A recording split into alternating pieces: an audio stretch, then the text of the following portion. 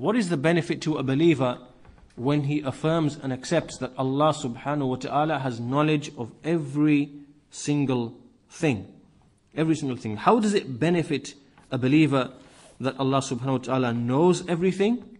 He knows the condition of His servant, and He knows that which will happen to a servant. In a general sense, in a specific sense, and in a detailed sense. What is the benefit? The benefit of this to the believer, the benefit of believing in this, that Allah knows everything in detail about what will happen to each and every single servant, is that first of all He knows, the first thing is that He understands and knows that nothing has happened by chance. That every single thing that has come to you in your life, in your years, in your months, in your days, in your hours, in your seconds, every single thing that comes to you, it is already known by Allah subhanahu wa ta'ala. It is not something that came randomly to you. It is not something just happened. Rather, it is something that Allah knew and brought, and He put it in front of you. Right? So first of all, this belief in Al-Qadr, or this belief in the comprehensive knowledge of Allah, is something that allows you to make this recognition. That nothing that has come into your life by chance. There's not a single thing that's come to your life that is by chance. Nothing at all. And so when we affirm and accept this, that Allah subhanahu wa ta'ala, He knows, that Allah knows, Allah subhanahu wa ta'ala knows everything that has come to you, then the meaning of this is that this knowledge of Allah subhanahu wa ta'ala about every single thing that will take place, it is in agreement with the wisdom of Allah subhanahu wa ta'ala. In other words, there is hikmah, there is a wisdom, a far-reaching wisdom behind whatever Allah brings to us by way of Al-Qadr. Right? So what is the benefit? The benefit is, number one, we know that nothing comes to a servant that is by chance. Nothing comes by chance to a servant. So that means that everything you experience in your life, everything that comes to you in your life, you know first of all that it is not from chance. Because Allah knew it from eternity, and Allah knew that it was, He was going to bring this situation about in front of you or for you. Secondly, second benefit that we have by believing that Allah has comprehensive knowledge, eternal knowledge of everything, is that we know that everything which occurs is in agreement with the hikmah of Allah subhanahu wa ta'ala. There is a hikmah, there is a wisdom. There is al-hikmah al-baligah.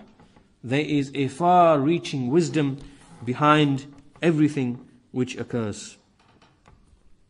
So this means that now, the second thing now, after a servant knows that nothing came by chance, he also knows that whatever has come to him has a far-reaching wisdom behind it. So it's not from chance, and secondly, it now there is an actual wisdom behind it.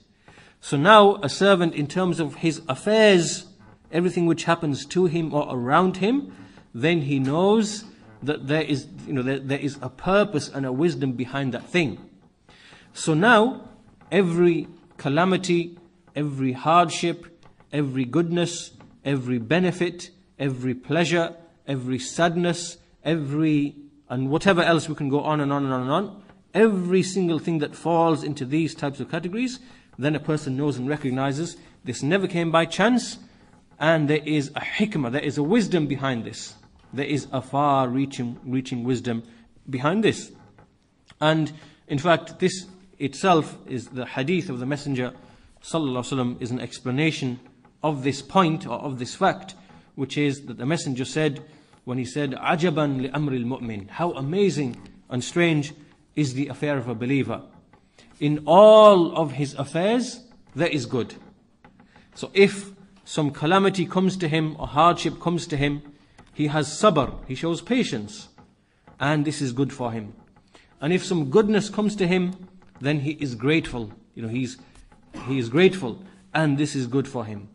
And this is not the case for anyone except a believer. Why is this? This is because a believer he believes in Al-Qadr, because one of the pillars of Iman is to believe in Al-Qadr. And from the greatest pillar of Al-Qadr is to believe in the comprehensive knowledge of Allah subhanahu wa ta'ala, in the eternal, all-inclusive knowledge of Allah subhanahu wa ta'ala.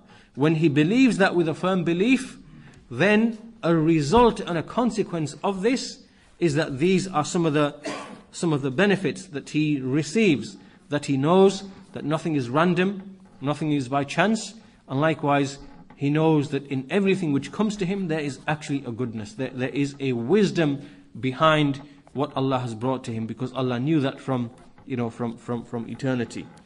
So from this we come to again, this is something that we have to understand firmly, that anyone who denies the knowledge of Allah subhanahu wa ta'ala, the prior knowledge of Allah subhanahu wa ta'ala, this is from the greatest type of kufr. It is from the greatest type of kufr, because to deny Allah's knowledge is to deny Al-Qadr, and Al-Qadr is tied to Allah's rububiyyah. Al-Qadr is from the greatest of the affairs which are representative of Allah's rububiyyah. Because Allah is the creator, and He creates through His knowledge and through His mashi'ah and through His khalq. And so this is an attack upon the issue of the rububiyyah of Allah subhanahu wa ta'ala. So then at Tahawi, we see that to start asking questions about, because one of the issues that At-Tahawi mentions here is to start asking questions, why, and why are all of these things. At-Tahawi says here, in the passage which continues later on, he says, فَالْحَذَرْ كُلَّ الْحَذَرْ مِنْ ذَلِكَ نَظَرًا وَفِكْرًا وَوَسْوَسَةً فإن الله تعالى طوى علم القدر عن أنامه ونهاهم عن مرامه. He says, so beware and beware, take every caution and beware from that, meaning from delving into Al-Qadr and asking questions and so on and so forth, in terms of nadaran, looking, and fikran, reflecting, and when whispers come to your mind, because Allah subhanahu wa ta'ala has hidden the knowledge of the secret, meaning the knowledge of the secret of Al-Qadr from His creation. And He has prohibited them from, delving into it. And then He says later, فَمَنْ سَأَلَ لِمَا فَعَلْ فَقَدْ رَدَّ حُكْمَ الْكِتَابِ. That the one who starts asking, why? Why did Allah do this? And why did Allah do that? And why did Allah do this? This person has rejected the ruling of the kitab. So At-Tahawi says this a bit later on. So this issue now, again, it's still related to the issue of the ilm of Allah subhanahu wa ta'ala. Because when a man says, let's say a man comes along and he says, why did Allah make this one rich? Why did Allah make this one poor? And why did Allah make this one healthy and fit? And why did Allah make that one poor and sick? Sick. So now these types of questions, and what is similar to them, why did Allah cause this one to die? Why did Allah make this child to be born like this? And why did Allah this? And he's asking all these questions, This now is someone who is questioning the hikmah of Allah subhanahu wa ta'ala. Because a person who is asking these types of questions, then it shows that he is, that he has now become someone who has doubts. He has doubts like the Qadariyah had doubts, because this was the angle from which the Qadariyah first emerged. They start having these doubts. Why did Allah make this one like this? And why did Allah make that one like that? And why did Allah do this? And why did Allah do this? And so when they started raising these questions led to other things. Like, for example, the idea of justice, al-adl. How can it be from justice that Allah subhanahu wa ta'ala should punish this one and reward that one, and and create this one like this and create that one like this, and order him with this and order him with that? And where does the idea of justice and in punishing and reward? So these questions, when they begin, they lead to other things. And so therefore, the one who starts asking these questions, then this is the starting point. This is the point where it starts, when a person now starts questioning the hikmah of Allah subhanahu wa ta'ala, the wisdom of Allah subhanahu wa ta'ala in what he did.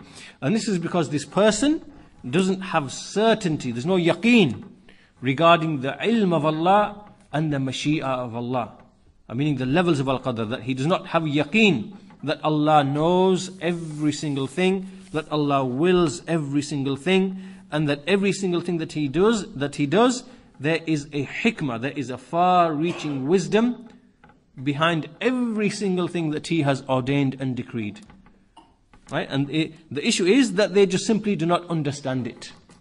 They don't understand what is the hikmah of Allah subhanahu wa ta'ala in doing such and such a thing, and in doing such and such a thing.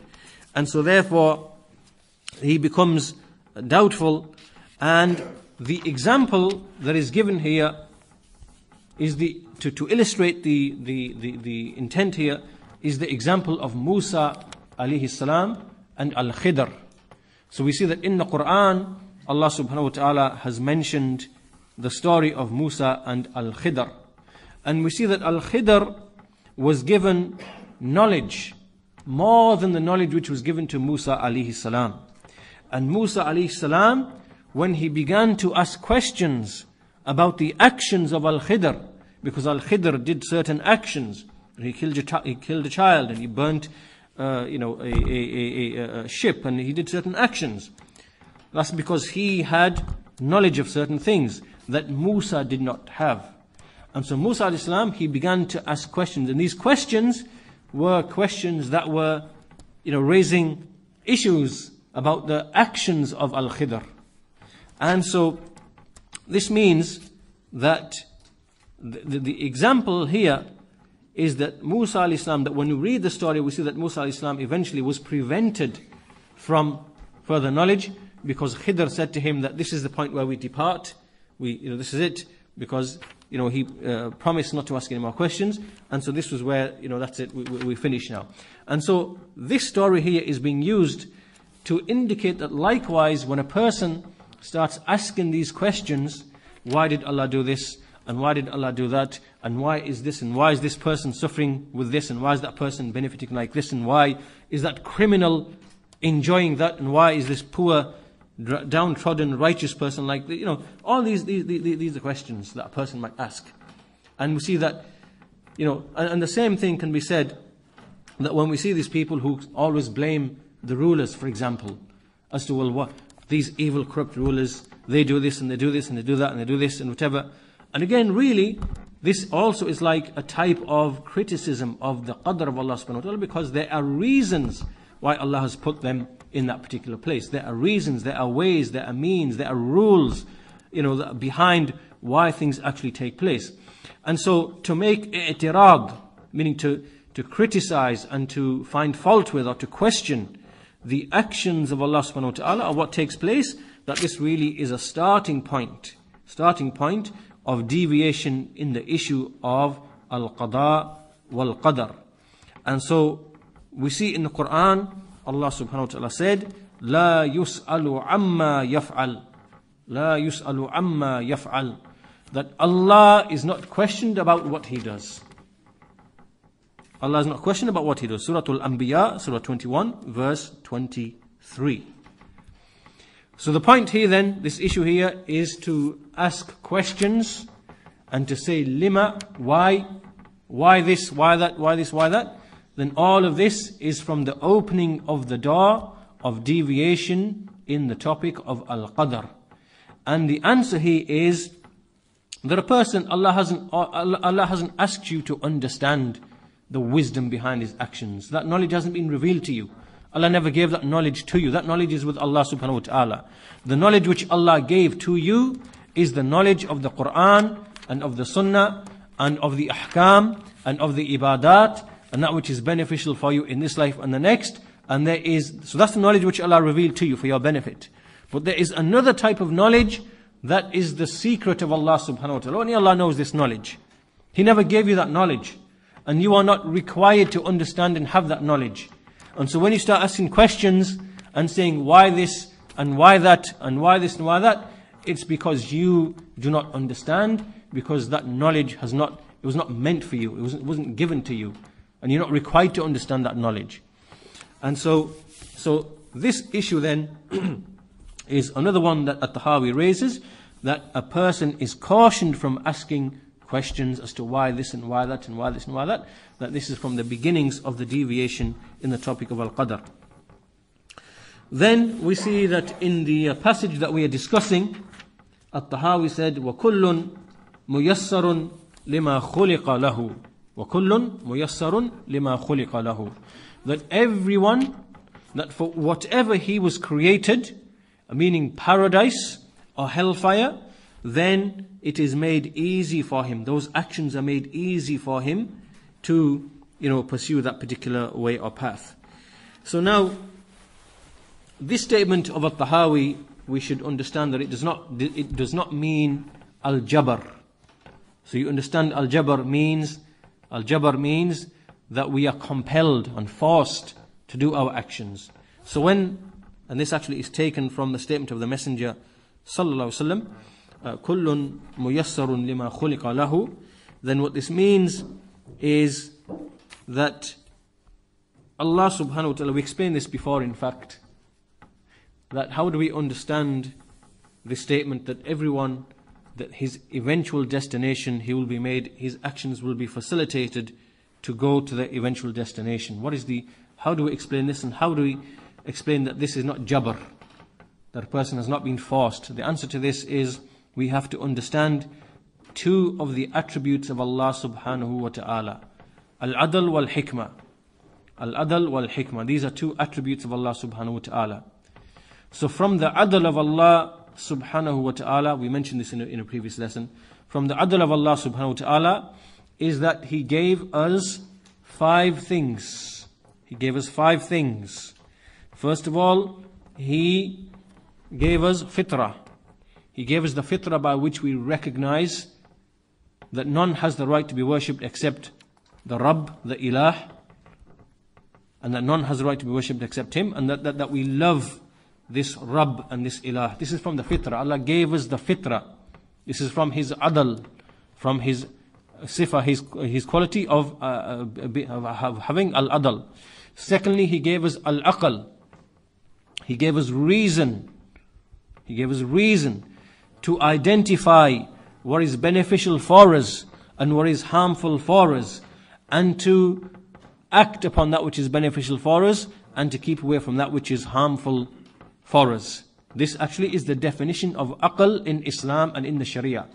Al-aql, it means to have knowledge of that which is beneficial, and to take the ways and means to acquire that beneficial thing, and to have knowledge of that which is harmful, and to take the ways and means to keep away from that harm. This is what it actually means.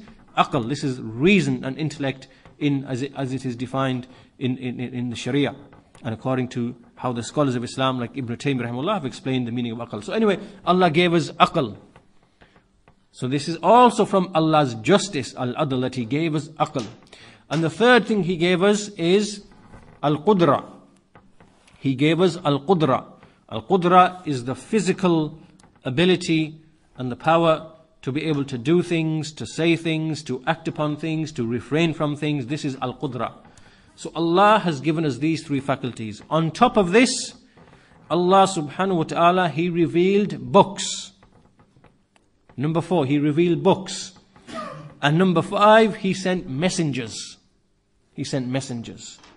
Messengers. So all of these 5 things Allah sent before we were even required to do any particular action. Allah has sent all these 5 things. Right? He gave us all these 5 things. So then, Allah subhanahu wa ta'ala, so this is all from His adl, this is from His adl, His justice, from His perfect justice. That no one is punished. No one is punished. As Allah says, وَمَا كُنَّا مُعَذِّبِينَ حَتَّى نَبْعَثَ رَسُولًا. That we do not punish until after we have sent a messenger. Right? So Allah from His adl, He's given us all these 5 things. Now, there is also another attribute of Allah subhanahu wa ta'ala, which is al-hikmah, which is wisdom. So from Allah's knowledge in eternity, Allah knew in eternity. So now let's say there are 2 people. Again, example of 2 people. There is Abdullah and there is Zayd. Abdullah and Zayd. So from Allah's knowledge, al-ilm, His eternal knowledge, Allah knows that there is there will be a person created called Abdullah, and this Abdullah, when he is given fitrah, and when he is given aql, and when he is given qudra, and when he receives a book, and when he receives the message of the messengers, that in his heart there will be a desire to follow, and he will want guidance. He will want guidance. This is something Allah knew from eternity about Abdullah, that he will want guidance, that he will seek guidance. And so therefore now this is where the attribute of Allah, al-hikmah, comes into play. So from Allah's wisdom, al-hikmah is that the one who seeks guidance, Allah will give him guidance. So therefore Allah will make easy for him the ways and the means by which he will reach his eventual destination, which is the paradise. So for this individual, Allah has already decreed in His decrees that all of the routes to goodness and obedience and piety and righteous deeds, that this will be made easy for this man, because Allah knows from eternity that this one will actually seek guidance, that his heart is pure, his soul is pure. And so therefore, when He created the creation, and when He creates Abdullah, then from His wisdom is that He brings things and He facilitates things from His bounty. He makes things easy for this individual called Abdullah. Right? So this is now the adl of Allah and the hikmah of Allah applied to His servant. Then with respect to the other one, Zayd, Allah knew from eternity that this Zayd is someone, in his heart there is some khubth, there is some evil, or there is some filth, and that he will not want guidance. Alright? Even though Allah has given him al-aql, al-fitra, al-qudra, He sent messengers, revealed books, made clear to him the two ways. Right? Now he does not want to pursue the truth. Rather he wants something else. So Allah subhanahu wa ta'ala, He abandons him. So He leaves him. Right? So He leaves him. And so therefore when Allah leaves him, then he will be left towards the path which is his final destination, which is the hellfire. So all of the actions and the statements and the affairs will therefore become easy for him, because Allah has abandoned him and hasn't given him that fadl and that guidance and so therefore he's left in the direction that he is destined for. And in all of that, Allah has not been unjust, because it is the servant's actions themselves that led him, after Allah's mashi'ah and will and ilm and whatever else, it was the servant's actions that led him to his destination. He chose the path which he wanted, and so Allah made that and facilitated that and made that easy upon him. Right? So when we say, as At-Tahawi says, kullun muyassarun lima khuliqa lahu, which itself is taken from a hadith of the Messenger, that that whatever he was created for, meaning paradise or hellfire, then it will be made easy for him to pursue that particular path. So this in no way does it imply that there is al-jabr, that a person is forced to do what he does. In no way does it imply the belief of al-jabr. And so the hadith in question, so this is that issue. Now we come to the final issue, which is the statement of At-Tahawi, وَالْأَعْمَالُ بِالْخَوَاتِيمِ. وَالْأَعْمَالُ بِالْخَوَاتِيمِ. So At-Tahawi says, وَالْأَعْمَالُ بِالْخَوَاتِيمِ. And so we discussed this earlier in the previous lesson, and so this is based upon the hadith of the Messenger sallallahu alaihi wasallam, when he said, indeed one of you, he does the actions of the people of paradise until there is only between him and paradise an arm's length. And so then the book, al-kitab, overtakes him, and so he does the actions of the people of the fire, and so he enters into the fire. And likewise, one of you, he does the actions of the people of the fire until there is an arm's length between him and the fire, and so the book precedes him, and so he does the actions of the people of paradise, and so he enters the paradise. And so This issue then is the issue of al-khawatim. إِنَّمَا الْأَعْمَالُ بِالْخَوَاتِيم, that a person's fate is determined by the actions that his life is sealed with. And so this is why the Salaf, that when we used to remember this issue of that a person, his actions are sealed by his, the actions he dies upon, we used to cry a great deal, because no one has knowledge of what is it that he will die upon, in what state will Allah take him, and what is it that he will actually die upon. And they used to fear about this. And in fact, while we are on this point, we should take the example of this man called Usama al-Qusi, for example. Everybody, this is a man that we know of. And 10 years ago, this man used to come. He was a student of Shaykh Muqbil rahimahullah. And, he used to teach the sunnah and preach the sunnah and defend the ulama, defend the scholars.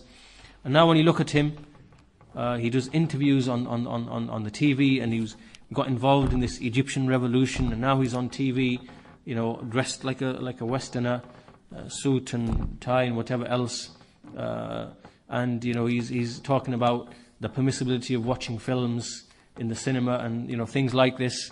And so Allah turns the hearts of the people. And so this man's been misguided upon knowledge. It's not someone who was ignorant and became, this man, he's misguided, knowing he's misguided, because he knew the truth. Right? So the point being here is that when we look at this hadith, that indeed one of you does the actions of the people of paradise until there is just an arm's length between him and, that when the Salaf used to read, or when they used to remember this fact of the khawatim, then they used to cry a great deal. And that's why some of the Salaf used to say, قُلُوبُ الْأَبْرَارِ مُعَلَّقَةٌ بِالْخَوَاتِيمِ يَقُولُونَ بِمَاذَا يُخْتَمُ لَنَا. They used to say that the hearts of the righteous, pious people are concerned with the khawatim, that they are concerned about, what is it that I will die upon? What action will I die upon?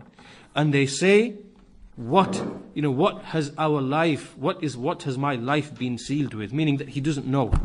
He's fearful because that knowledge is with Allah subhanahu wa ta'ala. So this made them inherit a great type of fear regarding the khawatim. And so the Shaykh says here that this issue of the khawatim, it makes a servant become awake. That in his iman, he is awake and alive. And he is eager for his iman. Because Allah subhanahu wa ta'ala is not unjust to anyone. Allah subhanahu wa ta'ala is not unjust to anyone. Rather, it is the servant himself that whichever path he has chosen, then Allah will make easy for him that particular path. This is why Allah says in the Quran, وَالَّذِينَ جَاهَدُوا فِينَا لَنَحْدِيَنَّهُمْ سُبُلَنَا.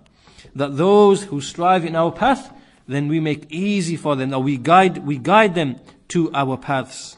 Surah Al-Ankabut, Surah 29, verse 69. And likewise Allah says in Surah Muhammad, وَالَّذِينَ احْتَدَوْا زَادَهُمْ هُدًى وَآتَاهُمْ تَقْوَاهُمْ. That those who seek guidance, Allah increases them in guidance, and He gives them their piety. So this shows that Allah increases in guidance, in piety and guidance, and those who actually seek and pursue that and want that. So this is the end of what the Shaykh said. This is what the end of what the Shaykh said on that.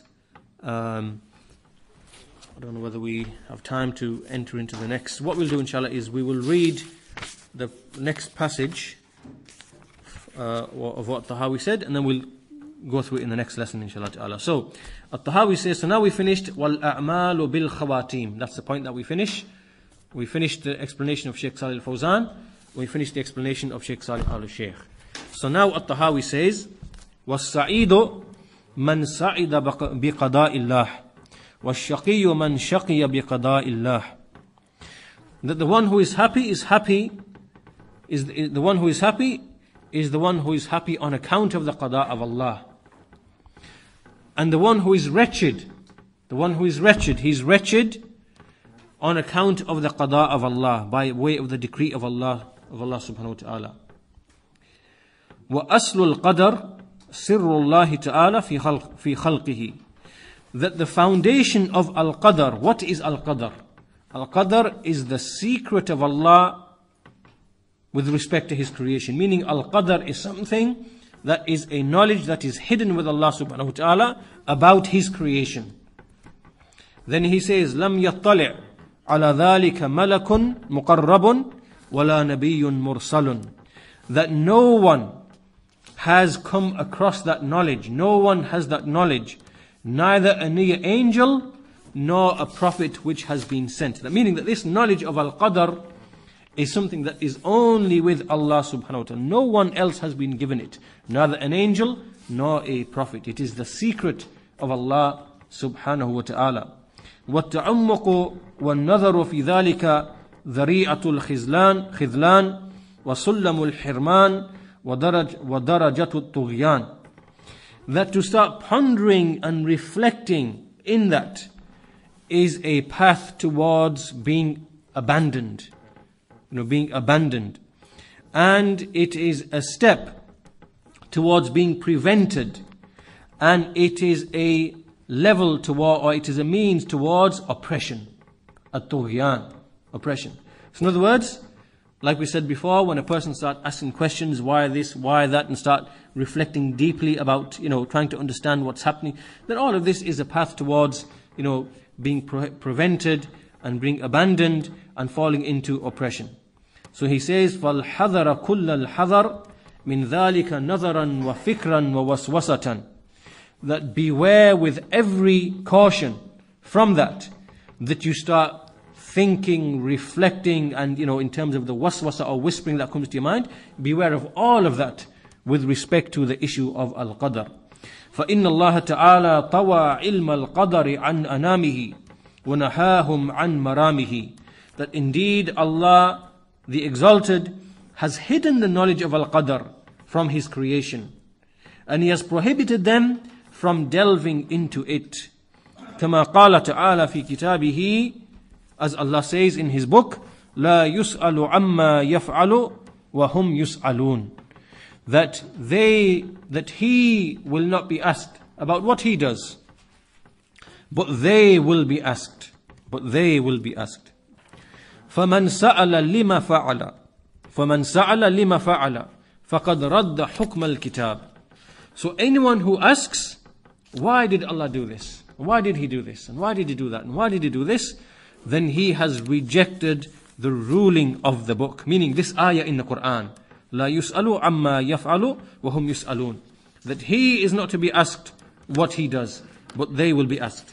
So the one who asks, why did he do this and why did he do that? Then he has rejected the hukm of the kitab. وَمَنْ رَدَّ حُكْمَ الْكِتَابِ كَانَ مِنَ الْكَافِرِينَ. That whoever rejects the ruling of the book, then he is from the disbelievers, he's from the kafirin. فَهَذَا جُمْلَةُ مَا يَحْتَاجُ إِلَيْهِ مَنْ هُوَ مُنَوَّرٌ قَلْبُهُ مِنْ أَوْلِيَاءِ اللَّهِ تَعَالَى. That this is the summary of what a person is in need of, meaning everything that is mentioned with respect to Al-Qadr. This is what the person whose heart is enlightened and who is from the awliya of Allah, that this is what this person needs, meaning this much is sufficient. وَهِيَ دَرَجَةُ الرَّاسِخِينَ فِي الْعِلْمِ. And this is the level of those who are deeply rooted in knowledge. Then he says, لِأَنَّ الْعِلْمَ عِلْمَانِ. Because knowledge is of two types. عِلْمٌ فِي الْخَلْقِ مَوْجُودٌ وَعِلْمٌ فِي الْخَلْقِ مَفْقُودٌ. There are two types of knowledge. A knowledge regarding the creation which is present, which we have. And a knowledge regarding the creation which is mafqood, which is not in our presence. Meaning that which is only with Allah subhanahu wa ta'ala. فَإِنْكَارُ الْعِلْمِ الْمَوْجُودِ كُفْرٌ. To deny the knowledge which is present is disbelief. What he means here is the knowledge of the Sharia. Meaning that the knowledge which Allah has given to us is the knowledge of the Sharia. And within the Sharia, Allah gave a certain knowledge of the previous nations and things which happened in the past, and likewise things which will happen in the future. And likewise He revealed upon us the Sharia and the Ahkam and the Ibadat. This knowledge is the knowledge which is present with us. Right? And there is another knowledge which is mafqood, which we don't have. And so to deny the knowledge which we do have, which is the Quran and the Sunnah, then this is kufr, this is disbelief. And to claim وَادِّعَاء الْعِلْمِ الْمَفْقُودِ كُفْرٌ, but then to claim the knowledge which is absent, that too is kufr. And what this means is that the one who claims to have knowledge as to the qadr of Allah, the events, and why things occur, and why this and why that, and whatever, this is claiming knowledge of the unseen, and this is kufr. This is kufr. And that knowledge Allah has not given to us. And we're not required to have that knowledge. We're not required to have that knowledge. And then he says, وَلَا يَثْبُتُ الْإِيمَانُ إِلَّا بِقَبُولِ الْعِلْمِ الْمَوْجُودِ وَتَرْكِ طَلَبِ الْعِلْمِ الْمَفْقُودِ.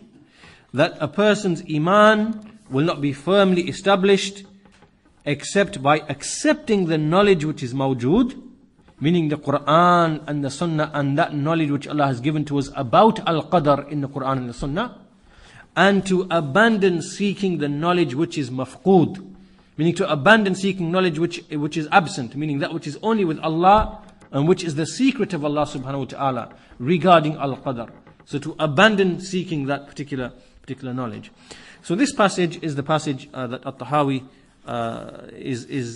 mentions next, and inshallah ta'ala we will look at the commentary of the scholars upon this passage in the next lesson, inshallah ta'ala. We will conclude our lesson at this point. Walhamdulillahi Rabbil Alameen, wa sallallahu ala nabiyyina Muhammad wa ala alihi wa sahbihi ajma'in. The very last bit, that a person's iman will not be established and firm except by accepting the knowledge which is present, which is the knowledge in the Quran and the Sunnah, and specifically the knowledge about Al-Qadr that we've been given in the Quran and the Sunnah, to accept that knowledge.